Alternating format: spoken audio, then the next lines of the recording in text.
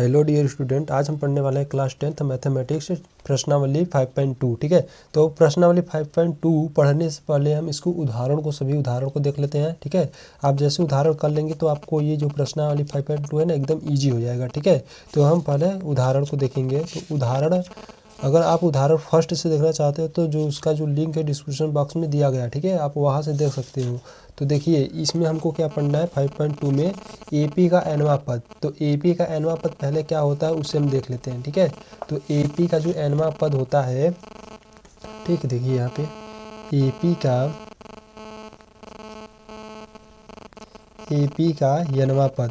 अब AP का nवां पद क्या होता है तो इसके लिए एक सूत्र होता है जो आप याद रखोगे। ठीक है, जो आपको हमेशा काम देगा। AN इक्वल टू होता है A प्लस n-1/d। ठीक है, तो यहाँ से देखिए जो AN है आप यहाँ लिख सकते हैं, जहाँ AN इक्वल टू क्या है A1 जो AN है आपका nवां पद है। ठीक है, nवां पद है। और A, ठीक है, A क्या है यहाँ पर, A आपका प्रथम पद है, A प्रथम पद है। और n क्या है यहाँ पर, n है पदों की संख्या। ठीक है, n क्या है, पदों की संख्या है। अगर d की बात करें तो d आप जानते हो सर्वांतर है। ठीक है, सर्वांतर, ठीक, सर्वांतर यानी कि अंतराल। ठीक है, तो ये आपको सूत्र याद रखना है। ठीक है, यही सूत्र आपको इस प्रश्नावली में सब सवालों में ज़रूरत होगी। ठीक है, तो चलो प्रश्नावली 5.2 से पहले हम उदाहरण को देखने वाले हैं। ठीक है, तो उदाहरण को हम पूरा कंप्लीट आज देखने वाले हैं। ठीक, तो उदाहरण देखिए, उदाहरण 3। ठीक, उदाहरण 2 तक हो गया था पहले वीडियो में। ठीक, तो उदाहरण 3 देखिए। उदाहरण 3 क्या करा है, AP यानी कि समांतर श्रेणी 2, 7, 12 ... का 10वां पद ज्ञात करना है। ठीक है, 10वां पद अब ज्ञात करना है। तो कैसे ज्ञात करेंगे 10वां पद, देखिए बहुत ही सिंपल सवाल है। तो यहाँ हम लिख देते हैं एग्जाम्पल कौन सा है, 3 है। ठीक है, एग्जाम्पल 3 आपको क्या दिया था, आपको AP दिया था इस प्रकार से 2, 7, 12 ... और क्या पूछ रहा था, 10वां पद। ठीक है, अब 10वां पद क्या होगा, तो इसमें देखिए आपको दिया है A बराबर, यानी कि A बराबर आपको क्या दिया है, 2 दिया है। ठीक है, A बराबर यानी कि जो ये क्या है, प्रथम पद।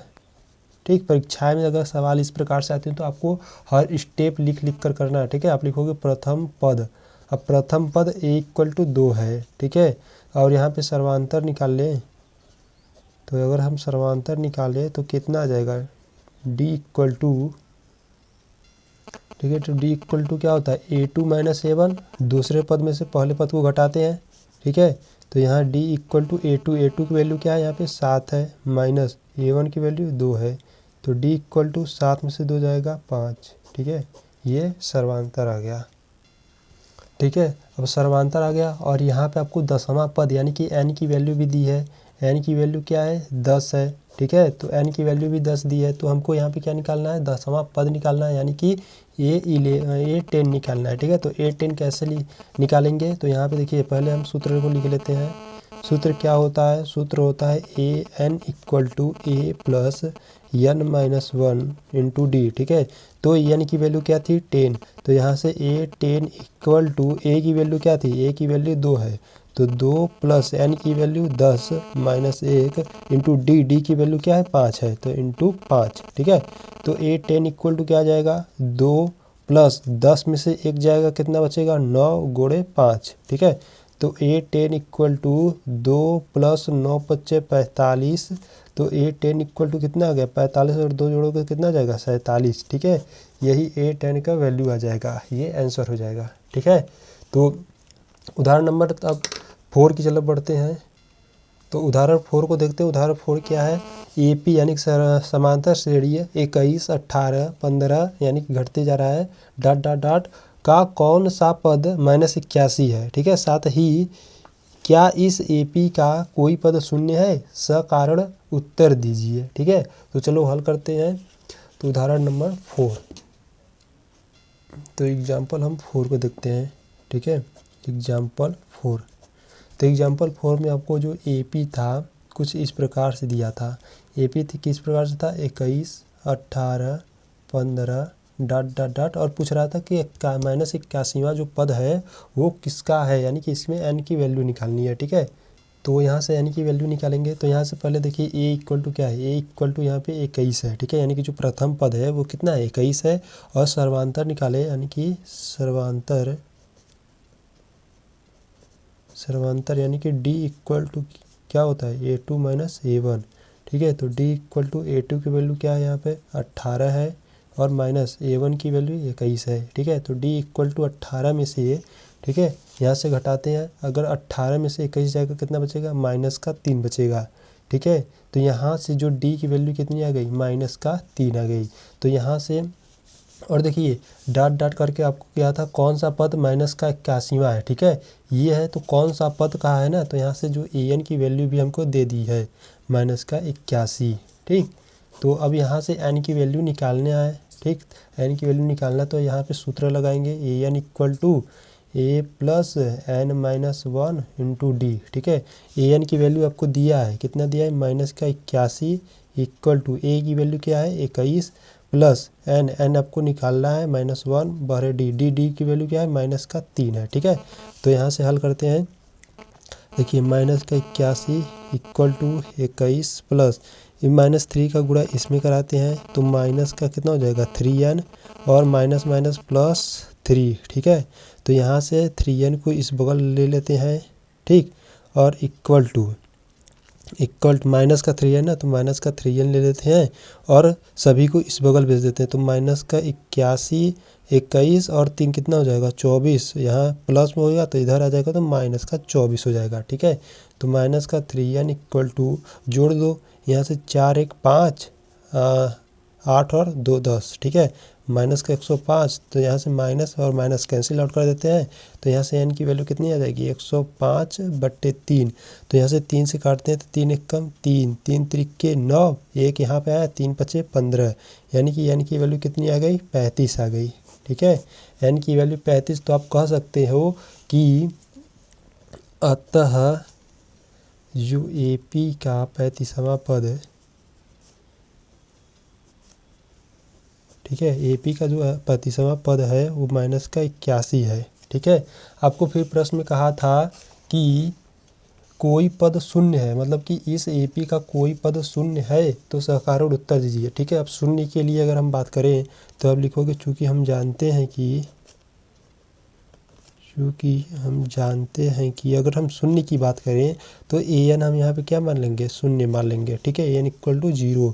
तो यहाँ पे सूत्र क्या होता है, an equal to a plus n minus 1 into D. an की वैल्यू क्या है, 0 इक्वल टू a की वैल्यू आपको क्या दिया, a की वैल्यू यहाँ पे देखिए a की वैल्यू 21 है। ठीक है, तो यहाँ पे हम लिख देते हैं 21 प्लस n की वैल्यू, n का मान निकालना तो n माइनस 1 और d की वैल्यू यहाँ से हम निकाले तो कितना आया था, माइनस का 3 आया था। ठीक है, तो यहाँ से क्या करते हैं कि चलो इसे हल करते हैं। तो 0 इक्वल टू 21 और फिर यहाँ पे देखिए 3 का गुणा अगर n में करेंगे तो माइनस का 3n और माइनस माइनस प्लस 3 हो जाएगा। ठीक है, तो यहाँ से माइनस का 3n को इस बगल पक्षांतर कर लेते हैं तो 3n हो जाएगा, माइनस का इस बगल आ जाए तो प्लस का हो जाएगा। ठीक है, इक्वल टू 21 और 3 कितना हो जाएगा, 24 हो जाएगा। तो यहाँ से n का वैल्यू निकालो तो 24 गुणा में जाएगा तो इधर बट्टे में हो जाएगा और 3 1 कम 3 3 8 24, यानी कि n की वैल्यू कितनी आ गई, 8 आ गई। ठीक है, तो आप कह सकते हो कि इस चूँकि जो 8वां पद होगा ना, जो 8वां पद होगा वो क्या होगा, 0 होगा। ठीक है, जो 8वां पद होगा वो 0 होगा। ठीक, तो एग्जाम्पल नंबर जो 4 है आपको कुछ इस प्रकार से होगा। ठीक है, तो एक बार फिर से देख लेते हैं। आपको AP एक दिया था, ठीक है, जो समांतर श्रेणी आपको दिया था 21 18 15 डॉट डॉट डॉट, और पूछ रहा था कि माइनस 21वां पद कौन सा, मतलब ऐसा पद होगा जिसमें माइनस 21 आ जाएगा। ठीक है, 81 आ जाएगा। ठीक है, सॉरी 81 है। ठीक है, तो यहाँ से क्या करेंगे, a इक्वल टू यहाँ से 21 आ गया, सर्वांतर निकाल लीजिए यहाँ से। ठीक है, सर्वांतर कितना आ गया, माइनस का 3 और आपको an की वैल्यू माइनस का 81 दिया हुआ था। ठीक है, तो यहाँ से n की वैल्यू निकालनी थी तो यहाँ पे सूत्र में रख दिए। ठीक है, यह क्या सूत्र है, ठीक, यहाँ सूत्र में रखें, सूत्र में मान रखकर यहाँ से n की वैल्यू निकालिए, कितना आ गया 35, यानी कि हम कह सकते हैं कि जो AP का 35वां पद है वह कितना है, माइनस का 81 है। ठीक है, तो फिर प्रश्न में आपको फिर क्या था कि साथ ही क्या इस, ठीक है। साथ ही क्या इस ए पी का कोई पद शून्य हो सकता है, तो हाँ हो सकता है। ए एन की अगर हम वैल्यू 0 ले लेते हैं, ठीक है, अगर हम ए एन की वैल्यू 0 लेते हैं तो यहाँ से सूत्र लगाते हैं, ए एन के स्थान पे 0 रखेंगे और यहाँ से एन की वैल्यू निकालेंगे तो एन की वैल्यू कितनी आ जाएगी 8। तो आप कह सकते हो कि जो 8वां पद है वो 0 हो सकता है, ठीक है। तो यही क्या हो जाएगा, आंसर हो जाएगा, ठीक है। तो चलो एग्जाम्पल नंबर 5 को देखते हैं। तो उदाहरण 5 देखिए, उदाहरण 5 क्या है, वह ए पी निर्धारित कीजिए जिसका तीसरा पद 5 और 7वां पद क्या है 9 है, ठीक है। यानी कि वह ए पी हमको यानी कि समांतर श्रेणी बनाना है हमको, जिसका तीसरा पद 5 दे दिया और 7वां पद भी 9, ठीक है, ये हमको दे दिया है। चलो तो हल करते हैं, ठीक है। तो एग्जाम्पल नंबर यहाँ पे क्या है 5वां है, ठीक, एग्जाम्पल 5वां। तो प्रश्नानुसार पहले हमको क्या दिया था वह लिख लेते हैं, ठीक है। तो प्रश्नानुसार दिया है, प्रश्नानुसार दिया है। अब क्या दिया था आपको, तीसरा पद दिया था। तो यहाँ से जो तीसरा पद होगा, ठीक है, जो तीसरा पद यानी कि ए थ्री की वैल्यू यहाँ पे 5 दिया हुआ है। और जो 7वां पद है, ठीक है, जो 7वां पद है वो क्या यानी कि A7 इक्वल टू 7वां पद क्या है 9 है, ठीक है। तो हमको क्या ज्ञात करना था AP, ठीक है, AP ज्ञात करना है, ठीक। तो यहाँ से हम क्या करेंगे, सूत्र लगा देते हैं। ए एन इक्वल टू क्या होता है, ए एन इक्वल टू होता है ए प्लस एन माइनस 1 बटे डी, ठीक है, यानी कि इंटू डी, ठीक।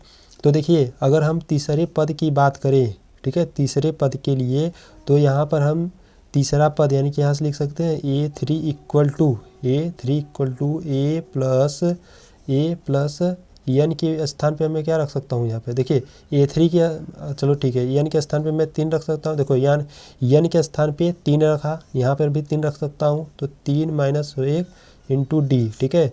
तो A3 equal to A plus 3 में से 1 गया 2 डी, ठीक है। अब यहाँ पे देखिए A3 का जो मान है हम रख देते हैं, A3 का मान क्या है 5 है, तो हम यहाँ पे 5 रख देते हैं equal to A plus 2D, ठीक। इसे आप समीकरण नंबर 1 बना लोगे, ठीक। इसी प्रकार से यहाँ पे देखिए, इसी प्रकार से यहाँ पे भी सूत्र लगा देते हैं। ए एन इक्वल टू क्या होगा a plus n minus 1 into d a N.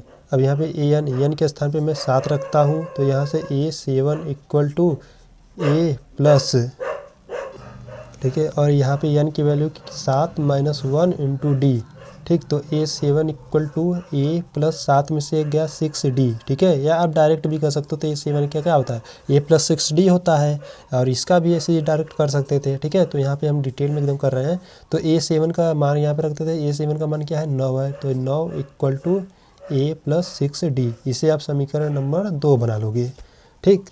तो यहाँ से हम हल करेंगे समीकरण 1 व 2 से, ठीक है, समीकरण 1 व 2 से, ठीक। समीकरण 1 व 2 से यहाँ पे विलोपन विधि लगाते हैं।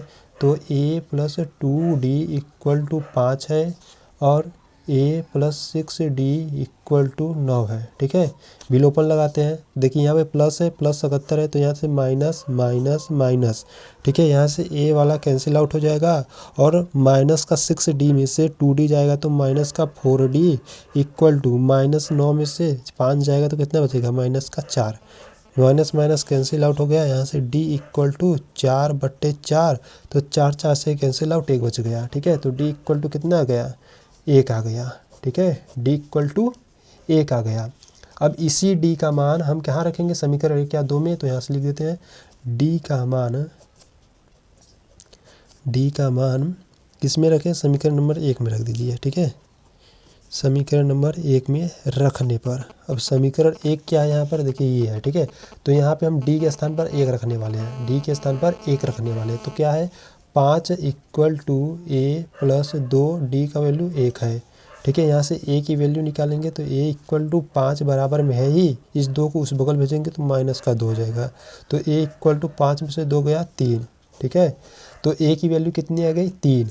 तो हम यहाँ से कह सकते हैं कि AP हमको बनाना है, ठीक है। तो AP बनाना है तो हम यहाँ से क्या कर सकते हैं, पहला पद क्या है 3 है और D अंतराल, देखिए D अंतराल 1 है, तो हम अंतराल से बना सकते हैं। तो 3 हो जाएगा, 4 हो जाएगा, 5 हो जाएगा, 6 हो जाएगा, 7 हो जाएगा, फिर डॉट डॉट डॉट इस प्रकार से हो जाएगा, ठीक। तो आप लिखोगे अतः यह एक समांतर श्रेणी है, ठीक है, समांतर श्रेणीय है। ठीक, और यही आपका आंसर हो जाएगा। ठीक, तो आई होप आपको एग्जाम्पल नंबर 5 समझ में आया होगा अच्छे से। ठीक, तो बढ़ते हैं एग्जाम्पल नंबर 6 की ओर। ठीक, तो उदाहरण नंबर 6 को देखते हैं। उदाहरण नंबर 6 क्या है? क्या संख्याओं की सूची 5, 11, 17, 23 डॉट डॉट का कोई पद 301 है? अब है या नहीं तो क्यों? ठीक है, अभी हमको बताना है। तो आपको उदाहरण नंबर 6 इस प्रकार से दिया है। ठीक है, तो हम यहाँ पे लिख देते हैं एग्जाम्पल हम हल कर रहे हैं 6वें को। ठीक है, तो यहाँ से दिया है आपको प्रश्नानुसार। ठीक है, प्रश्नानुसार दिया है। अब प्रश्नानुसार क्या दिया है हमको? एक एपी दिया है। एपी क्या है? एपी है 5 है, 11 है, 17, 23। ठीक है, फिर डॉट डॉट इस प्रकार से है। ठीक है, तो हमको यहाँ पे क्या ज्ञात करना है? कोई पद 301 मतलब कि है, इसे हमको ज्ञात करना है, यानी कि एन की वैल्यू ज्ञात करनी है। तो हम यहाँ से लिख देते हैं। देखिए यहाँ से ए की वैल्यू प्रथम पद की बात करें तो यहाँ से 5 है। ठीक है, और यहाँ पे डी अगर निकाले तो a2 माइनस a1 से निकाल लेते हैं। तो a2 की वैल्यू कितना है? 11। a1 की वैल्यू 5, घटाओगे तो 11 में से 5 जाएगा 6। ठीक है, यानी कि जो डी की वैल्यू कितनी है? 6 है। ठीक, और हमको एन की वैल्यू ज्ञात करनी है। ठीक, तो यहाँ से हम सूत्र लगाते हैं। तो ए पी का जो एनवा पद के लिए सूत्र लगाते हैं तो क्या होता है? A n equal to A plus n minus 1 into D. ठीक है, तो यहाँ से एन की वैल्यू ज्ञात करनी है। तो देखिए यहाँ पे एन की वैल्यू भी हमको दिया था। क्या दिया था? एन की वैल्यू हमको दिया था, कितना था? एन की वैल्यू 301। ठीक है, 301 ये एन की वैल्यू दिया हुआ है। ठीक है, तो यहाँ पे हम मान रखेंगे सभी का। एन की वैल्यू 301 है तो यहाँ पे हम रख देते हैं 301 इक्वल टू ए की वैल्यू क्या है? ए की वैल्यू यहाँ पे 5 है, प्लस एन हमको ज्ञात करना है -1 इंटू डी। डी की वैल्यू क्या थी? 6 थी, तो इंटू 6। ठीक, यहाँ से एन की वैल्यू ज्ञात करते हैं। देखिए यहाँ से हम इस प्रकार से कर सकते हैं, 5 को इधर भेज देते हैं, यानी कि इसको देखिए n-1 इंटू 6 इक्वल टू 301। अब इसको उस बगल भेजेंगे तो माइनस का 5 हो जाएगा। ठीक है, तो n-1 इंटू 6 इक्वल टू 301 में से 5 जब जाएगा तो क्या बचेगा? देखिए यहाँ से 301 है। ठीक है, अब 5 यहाँ से घटाएंगे तो कितना आ जाएगा? 296। ठीक है, अब क्या करेंगे? n-1 इक्वल टू, यह गुणा में उधर भेजेंगे तो भाग में हो जाएगा, तो 296/6। ठीक है, 2 से काट रहे हो तो काट दो, 2 से काटोगे तो नहीं, 2 3 6, 2 से काटोगे तो 2 1 कम 2, 2 चौके 8, 1 बच्चा, 2 8 16। ठीक है, फिर 3 से कट रहा है। देखिए 3 से नहीं कट रहा है। ठीक है, तो यहाँ से हम क्या करेंगे? एन की वैल्यू निकालेंगे। तो क्या है? 148/3। इस -1 को उस बदल फेंकेंगे तो क्या हो जाएगा? प्लस हो जाएगा। ठीक है, तो एन इक्वल टू, यहाँ से हम क्या करते हैं? हल करते हैं। तो 148 प्लस 3 1 कम 3 और बट्टे 3। यहाँ से जब हल करेंगे तो कितना आ जाएगा? 151/3। यानी कि देखिए एन की वैल्यू जब बटे में आए ना, ठीक है, यानी कि अगर हम इसको जब भाग देते हैं तो क्या हो जाएगा? देखिए 3 5 15, अगर पॉइंट लगाते हैं 3 1 3, 3 3 के 9। ठीक है, तो 3 3 के 9 फिर आ जाएगा, फिर 3 3 के 9 आएगा, यानी कि 12 लगा देते हैं, यानी कि इतना वैल्यू आ जा रहा है एन की वैल्यू। ठीक है, यानी कि हम यहाँ से कह सकते हैं कि जो एन की वैल्यू है वो बटे में नहीं आना चाहिए था। ठीक है, तो हम यहाँ से लिखेंगे अतः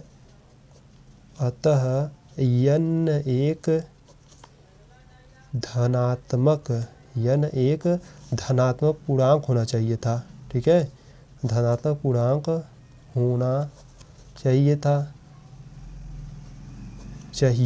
ठीक है, फिर यहाँ पे लिखेंगे अतः 301 संख्याएं। ठीक है, 301 की जो संख्याएं है ना, संख्याएं की दी हुई सूची के पद जो है, सूची का पद नहीं है। ठीक है, सूची का जो पद है वो नहीं है। ठीक है, अब क्यों नहीं हो अब जानते हो, ये आंसर हो जाएगा। देखिए जो n की वैल्यू हो वो हमको बटे में नहीं आना चाहिए, एक धनात्मक पूर्णांक होना चाहिए था। ठीक है, परंतु ये क्या है 1/, यानी कि परिमेय संख्या में आ जा रहा है। ठीक है, तो यहाँ से ये एग्जाम्पल नंबर 6 आपका कंप्लीट होता है। तो एग्जाम्पल नंबर 7 की ओर बढ़ते हैं। तो एग्जाम्पल नंबर 7 देखिए, उदाहरण नंबर 7 क्या कर रहा है, 2 अंकों वाली कितनी संख्याएं 3 से विभाज्य है।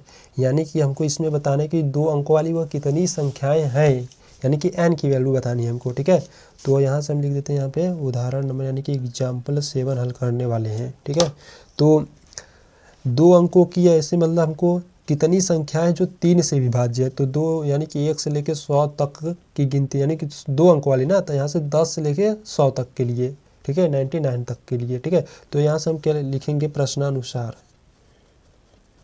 ठीक है, तो यहाँ से हम हल करते हैं प्रश्नानुसार क्या। अब भाई साहब 3 से विभाज्य, 3 से विभाज्य, अगर हम बात करें 3 से विभाज्य होने वाली जो 2 अंकों की, 3 से विभाज्य होने वाली 2 अंकों की संख्याओं की सूची जो है ना, संख्याओं की सूची कैसी होगी 2 अंकों की अगर हम बात करें तो देखिए यहाँ से ए पी इक्वल टू, देखिए पहले तो 3 से कौन कटेगा, 12 कटेगा, फिर 3 से क्या कटेगा, 15 कटेगा, फिर 18, फिर 21, यानी कि ऐसे कटते कटते 99 तक जाएगा। ठीक है, 3 से 99 कटेगा। ठीक है, इस प्रकार से जाएगा। तो हम यहाँ से क्या करते हैं, ए की वैल्यू निकाल लेते हैं। ए की वैल्यू क्या है, 12 है। डी की वैल्यू A2 माइनस A1 से निकाल लेते हैं, तो क्या आ जाएगा, A2 की वैल्यू क्या है, 15 माइनस A1 की वैल्यू 12 इक्वल टू 15 में से 12 जाएगा 3। ठीक है, यानी कि जो डी की वैल्यू कितनी है, 3 है। ठीक है, और यहाँ से देखिए जो an की वैल्यू हमको 99 दिया है, यानी कि an की वैल्यू क्या आ गया, 99। तो हमको क्या ज्ञात करना है, हमको ज्ञात करना है n की वैल्यू। ठीक है, तो यहाँ से हम सूत्र का यूज करेंगे, सूत्र का प्रयोग करते हुए देखिए an इक्वल टू क्या होता है, an इक्वल टू होता है a plus n minus 1 into D. ठीक है, तो an की वैल्यू यहाँ पे हमको दी है 99 इक्वल टू a की वैल्यू 12 प्लस n की वैल्यू ज्ञात करनी है -1 इंटू डी की वैल्यू 3 है। ठीक है, इंटू 3। तो यहाँ से हल करते हैं तो देखिए 99 इक्वल टू 12 प्लस इसका गुणा इसमें कराते हैं तो 3n, फिर माइनस का 3। ठीक, यहाँ से क्या करते हैं n की वैल्यू निकालते हैं तो 3n इक्वल टू, यहाँ पे देखिए 99 है और 12 में से 3 चला जाएगा तो कितना बचेगा, 9। तो यहाँ से 9 माइनस के इधर आ जाएगा। ठीक है, तो 3n इक्वल टू 99 में से 9 जाएगा तो कितना बचेगा, 90। तो n की वैल्यू कितनी आ जाएगी, 90/3। ठीक, यहाँ से काट लेते हैं, 3 एक कम 3, 3 का 3 त्रिके 9, एक जीरो उतार देते हैं। ठीक है, तो n की वैल्यू कितनी आ गई, 30 आ गई। ठीक है, यानी कि हम यहाँ से कह सकते हैं कि जो 3 से विभाज्य होने वाली जो अंकों की संख्या है ना 30 है। तो हम यहाँ से लिख देते हैं 3 से विभाज्य होने वाली, 3 से विभाज्य होने वाली 2 अंकों की संख्या। ठीक है, 2 अंकों की जो संख्या है वो कितनी होगी, 30 होगी। ठीक है, ठीक, और यही आंसर हो जाएगा। तो आई होप आपको एग्जाम्पल नंबर 7 बहुत ही अच्छे से समझ में आया होगा। ठीक है, तो जो उदाहरण समझ में नहीं आ रहा है ना वो आप कमेंट कर सकते हो। ठीक है, तो उसके लिए और आसान से आसान प्रैक्टिस की जाएगी। ठीक, तो उदाहरण नंबर आप देख लीजिए फिर से क्या था, आपको कह रहा था प्रश्न की जो 2 अंकों की जो संख्या है ना वो 3 से कितना विभाज्य, मतलब कि 2 अंकों वाली कितनी ऐसी संख्या है जो 3 से विभाज्य है। ठीक है, तो हम यहाँ पे लिख देते हैं कि 3 से विभाज्य होने वाली 2 अंकों की जो संख्याओं की सूची हम इस प्रकार से बना सकते हैं। ठीक है, तो यहाँ से a की वैल्यू निकाल लिए, d अंतराल निकाल लिए और an की वैल्यू निकाल लिए। तो हमको क्या निकालना था, कितनी संख्या है, तो n निकालना है। ठीक है, तो n निकालने के लिए यहाँ से सूत्र में रख दिए और यहाँ से n की वैल्यू 30 आ गई। ठीक, तो चलो एग्जाम्पल नंबर 8 की ओर चलते हैं। तो उदाहरण 8 की बात करें तो उदाहरण 8 देखिए क्या है, तो उदाहरण 8 है AP दिया है 10, 7, 4 फिर डॉट डॉट डॉट माइनस का 62 का अंतिम पद से प्रथम पद की ओर 11वां पद ज्ञात कीजिए। यानी कि देखिए यहाँ पे क्या हो रहा है, 10 है फिर यहाँ से डिक्रीज, यानी कि क्या हो रहा है, कम हो रहा है। ठीक है, तो 10 है फिर 7 है फिर 4 है, यानी कि अंतराल कितने का है, 3 3 का अंतराल आ रहा है। ठीक है, फिर डॉट डॉट डॉट माइनस का 62 दिया है, फिर कह रहा है कि अंतिम पद से, यानी कि जो -62 है ना, अंतिम पद से प्रथम पद की ओर, यानी कि उसको पलट के करेंगे, ठीक है। और 11वां पद याद करना है। तो बहुत ही सिंपल सवाल है, ठीक है। बहुत लोग स्टूडेंट इसमें उलझ जाते हैं, ठीक है। तो कैसे करेंगे देखिए, ठीक है। तो यहाँ से हम ले लेते हैं एग्जाम्पल 8वां, ठीक। तो आपको देखो दिया था क्या, आपको AP दिया था। AP क्या था, AP था 10 था 7 4 डॉट डॉट डॉट माइनस का 62 था, ठीक है। इस प्रकार से था। तो इसको देखो फिर कहा था अंतिम पद से, फिर कोष्टक में लिखा है प्रथम पद की ओर, यानी कि यहाँ से हम इसको अगर हम पलट दें, ठीक है, यानी कि इस प्रकार से कर सकते हैं। देखिए AP हमको हम इस प्रकार से बना लेते हैं, माइनस का 62, ठीक है। अब देखिए 3 का अंतराल है, तो यहाँ से माइनस का 62 हो जाएगा, ठीक है। फिर -3 और क्या करेंगे, इसमें ऐड कर देते हैं, ठीक है। तो मतलब कि -3 का -3 नहीं, 3 +3 का अंतराल है, ठीक है। तो इसमें हम +3 जब हम जोड़ेंगे तो कितना आ जाएगा, -59 आ जाएगा। फिर +3 जोड़ेंगे तो कितना आ जाएगा, -56, यानी कि डॉट डॉट डॉट फिर 4 7 10 इस प्रकार से आता जाएगा, ठीक है। तो यहाँ से जो A की वैल्यू अगर हम निकालें तो A की वैल्यू कितनी आ जाएगी, -62 आ जाएगा, ठीक है। और D की वैल्यू निकाले तो D की वैल्यू A2 - A1, तो D की वैल्यू A2 की वैल्यू कितनी है, -59 है, ठीक है। फिर -A1 की वैल्यू -62। तो अगर हम D की वैल्यू निकालें तो -59 माइनस माइनस प्लस और ये 62। अब 62 में से 59 जाएगा तो कितना बचेगा, 3 बचेगा, ठीक है। यानी कि यहाँ से D की वैल्यू निकल गया और यहाँ से A की वैल्यू निकल गई। तो यहाँ से हमको देखो, यहाँ पे अब हमको क्या ज्ञात करना था, n। और देखो यहाँ पे n भी दे दिया था, क्या करा था, 11वां पद ज्ञात करने के लिए, यानी कि n की वैल्यू भी हमको 11 दे दिया गया है, ठीक है। तो यहाँ से हम 11वां पद ज्ञात करते हैं। तो सूत्र क्या होता है, सूत्र होता है an = a + n - 1 × d, ठीक है। तो 11वां पद n के स्थान पर हम 11 रख देते हैं। तो a11 = a की वैल्यू हमको क्या है, -62 है, फिर प्लस n की वैल्यू 11 - 1 × d की वैल्यू क्या है, 3 है, ठीक है। तो a11 = -62 और 11 में से 1 जाएगा, कितना आ जाएगा, 10, और 10 का गुणा 3 में करोगे तो 30 आ जाएगा, ठीक है। तो a11 = घटाओगे तो कितना आ जाएगा, -32, यानी कि जो 11वां पद है वो कितना आ जाएगा, -32, और यही आंसर हो जाएगा, ठीक है। तो आई होप आपको क्वेश्चन नंबर 8 समझ में आया होगा, ठीक है। चलो तो उदाहरण नंबर 9 की ओर जल्दी जल्दी बढ़ जाते हैं।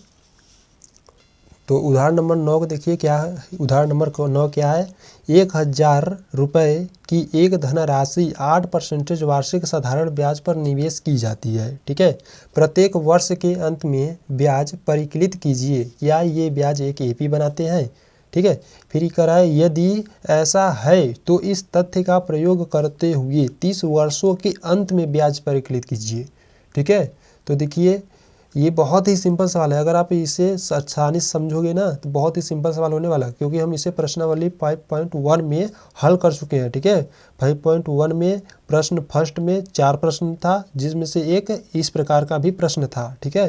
तो चलो देखते हैं क्वेश्चन नंबर 9 को, ठीक है। जो प्रश्न हमको दिया हम उसे लिख लेते हैं। तो हम हल करने वाले हैं एग्जाम्पल नंबर 9, ठीक है। प्रश्न में हमको क्या दिया था, देखिए प्रश्नानुसार, अगर हम बात करें प्रश्नानुसार दिया है, ठीक, प्रश्नानुसार दिया है। अब क्या दिया है, हमको मूलधन दिया है। अब मूलधन को हम P से प्रदर्शित करते हैं, जो मूलधन है वो 1000 रुपये है, ठीक है। और अगर हम दर की बात करें, यानी कि R, ठीक है, कैपिटल R होता भी है, ठीक है, और स्मॉल r भी लेते हैं कहीं कहीं, ठीक है। तो दर जो होता है, दर जो है कितना दिया है, 8% दिया है, ठीक है। तो यहाँ से अगर हम सूत्र की बात करें, सूत्र क्या होता है, साधारण ब्याज का सूत्र क्या होता है, तो यहाँ से सूत्र की बात करते हैं साधारण ब्याज। तो लिख देते हैं साधारण ब्याज। साधारण ब्याज का सूत्र क्या होता है, मूलधन, ठीक है, मूलधन गुणे दर गुणे समय, ठीक है, गुणे समय है, ठीक है, और बट्टे कितना, 100, ठीक। तो यहाँ से हम क्या करने वाले हैं, प्रथम वर्ष के लिए निकालने वाले हैं। देखिए वो प्रश्न में क्या करा था, 30 वर्षों के अंत में हमको ज्ञात करना था, ठीक है। तो यहाँ से हम पहले प्रथम एक AP बनाएंगे, फिर हम ज्ञात करेंगे। तो यहाँ से हम लिखेंगे प्रथम वर्ष के लिए, प्रथम वर्ष के अंत में ब्याज, ठीक है। प्रथम वर्ष के अंत में अगर हम ब्याज की बात करें तो कितना आ जाएगा, तो देखिए प्रथम वर्ष यानी कि समय कितना 1 वर्ष, ठीक है। तो यहाँ से लिखेंगे मूलधन कितना है 1000 गुणे दर है 8 गुणे समय प्रथम वर्ष के लिए तो 1 बट्टे कितना 100, ठीक है। हल कर लेते हैं कितना आ जाएगा, डबल शून्य से डबल शून्य कैंसिल, 8 का गुणा 10 में करोगे तो कितना आ जाएगा 80, ठीक है। यानी कि प्रथम वर्ष के अंत में जो ब्याज है 80 रुपये है, ठीक है। इसी प्रकार से दूसरे वर्ष के लिए, ठीक, तो दूसरे वर्ष के लिए बात करें, दूसरे वर्ष के अंत में ब्याज, दूसरे वर्ष के अंत में अगर हम ब्याज करें मतलब ब्याज निकालें तो क्या आ जाएगा, तो देखिए मूलधन है 1000 गुणे दर है 8, अब समय कितना है दूसरा वर्ष है तो 2/100, ठीक है। यहाँ से डबल शून्य से डबल शून्य कैंसिल आउट, ठीक है। 8 क्या 16, 16 का गुणा 10 में करोगे तो कितना आ जाएगा 160 रुपये, ठीक। इसी प्रकार से हम तीसरे वर्ष के अंत में निकाल लेते हैं, तीसरे वर्ष के अंत में, तीसरे वर्ष के अंत में ब्याज, ठीक है। तीसरे वर्ष के अंत में जो ब्याज निकालेंगे तो कितना हो जाएगा, यहाँ से देखिए मूलधन है 1000 गुणे दर कितना है 8 गुणे तीसरे वर्ष के लिए तो समय कितना 3/100 इक्वल टू, देखिए डबल शून्य से डबल शून्य कैंसिल आउट, 8 तरीका 24, 24 इंटू 10 कितना हो जाएगा 240 रुपये, ठीक है।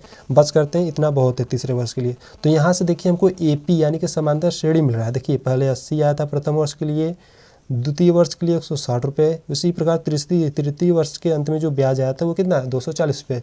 तो यहाँ से हमको एक एपी के रूप में मिला, क्या मिला 80 पहले आया, फिर दूसरी के लिए 160, फिर तृतीय के लिए तृतीय यानी तीसरे वर्ष के अंत में जो ब्याज था 240 रुपये, फिर डॉट डॉट डॉट इस प्रकार से जाना है, ठीक है। तो हमको निकालना है कि 30वें यानी कि जो 30 वर्षों के अंत में ब्याज कितनी होगी, ठीक है, वो हमको निकालना है, ठीक है। तो यहाँ से हम ले लेते हैं ए का मान क्या है, यहाँ से ए का मान है 80 और डी की वैल्यू निकालें तो डी की वैल्यू A2 माइनस A1 से निकाल लेते हैं। तो A2 की वैल्यू यहाँ पे 160 माइनस A1 की वैल्यू 80, ठीक है। घटाओगे तो कितना आ जाएगा 80 आ जाएगा, ठीक है। यानी कि डी की वैल्यू यहाँ से कितनी आ जाएगी 80, ठीक। डी की वैल्यू 80 है, ए की वैल्यू भी 80 है, ठीक। और हमको देखिए 30वें वर्ष के लिए निकालना था यानी कि 30 वर्षों के लिए, ठीक है। तो एन की वैल्यू हमको 30 वर्ष दे दिया था, ठीक है। एन की वैल्यू हमको 30 दिया है। तो यहाँ से सूत्र क्या होता है, सूत्र होता है AN equal to A plus N minus 1 into D.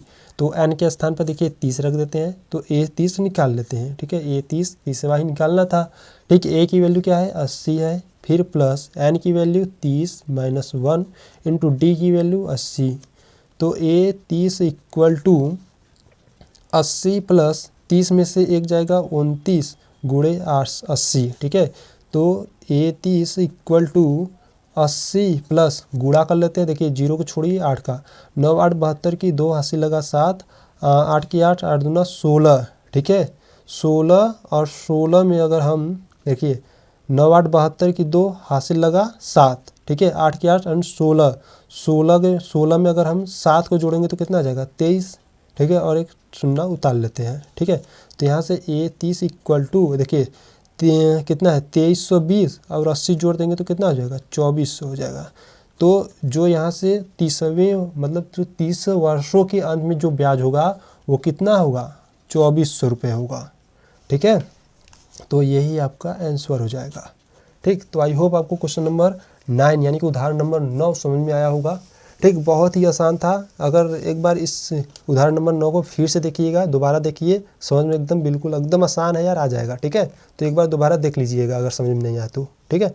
तो चलते हैं उदाहरण नंबर लास्ट की ओर, उदाहरण नंबर 10 को देखते हैं, ठीक है। तो उदाहरण नंबर 10 को देखते हैं। तो उदाहरण नंबर 10 देखिए क्या कर रहा है, फूलों की एक क्यारी की पहली पंक्ति में 23, ठीक है।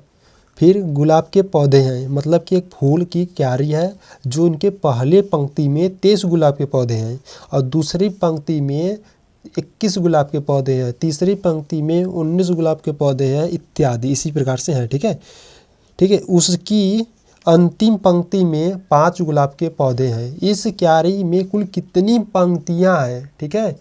देखिए आपको पौधों की संख्या तो दे दिया कितने कौथे कितने कितने गुलाब के पौधे हैं, ठीक है। तो इसमें आपको बताना है कि अब इसमें कुल कितनी पंक्तियां हैं, ठीक है, पंक्तियां पूछा है।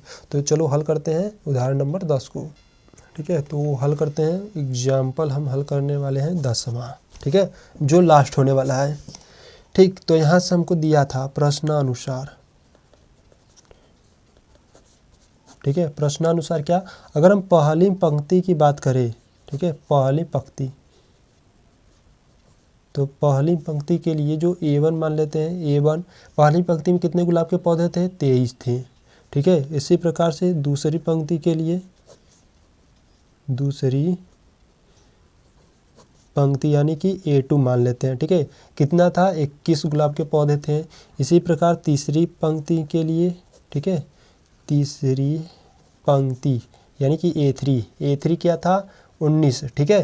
तो यहाँ से हमको एक AP के रूप में मिल रहा है, ध्यान दीजिएगा, AP यानी कि समांतर श्रेणी, ठीक है। AP क्या हुआ, 23, पहले 23 गुलाब के पौधे थे, फिर 21, फिर 19, फिर इत्यादि था, तो यानी कि डॉट डॉट, ठीक है।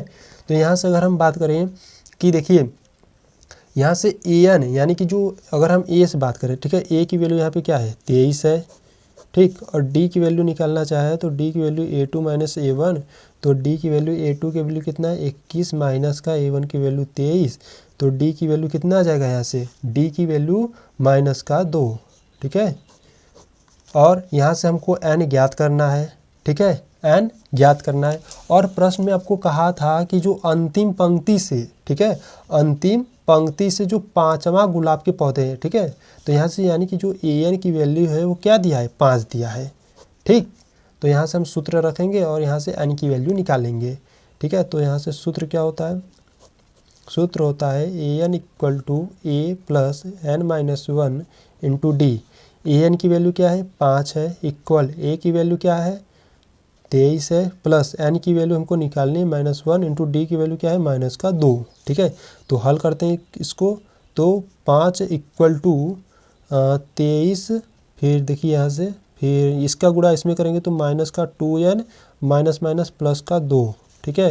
तो यहाँ से क्या हो जाएगा, अगर हम बात करें तो 5 इक्वल टू देखिए 23 और 2 कितना हो गया, 25 माइनस का 2N, ठीक है। 2N को क्या करते हैं ना कि इस बगल पक्षांतर कर देते हैं, प्लस में आ जाएगा, और यहाँ पे 25 है और इस 5 को उस बगल भेज देते हैं तो 5 इस प्रकार से, ठीक। तो यहाँ से क्या आ जाएगा, 2N इक्वल टू 25 में से 5 जाएगा 20, तो N इक्वल टू क्या जाएगा, 20/2, 2 एकम 2, 2 दहा में 20, तो N इक्वल टू 10, यानी कि जो N की वैल्यू है वो कितनी आ गई, 10 आ गई। तो आप कह सकते हो कि अतः कि फूलों की जो क्यारियाँ हैं, फूलों की क्यारी, ठीक है, फूलों की क्यारी में कितनी पंक्तियाँ होंगी, 10 पंक्तियाँ होंगी, ठीक है, कितनी पंक्तियाँ होंगी, 10 पंक्तियाँ होंगी, ठीक है, और यही आंसर हो जाएगा, ठीक। तो आई होप आपको एग्जाम्पल नंबर 10 समझ में आया होगा, ठीक है। तो यह वीडियो यहीं पे समाप्त होती है, ठीक। इस वीडियो में हम उदाहरण सभी हल कर चुके हैं। अगले वीडियो में हम क्या करेंगे, अगले वीडियो में हम प्रश्नावली 5.2 को देखेंगे, ठीक है। तो वीडियो अच्छा लगे तो वीडियो को लाइक कर देना, ठीक है। चैनल पर नया हो तो चैनल को जरूर से सब्सक्राइब कर लेना, ठीक। तो मिलेंगे ऐसे मज़ेदार वीडियो के साथ नेक्स्ट वीडियो में, तब तक के लिए जय हिंद, जय भारत, ठीक है।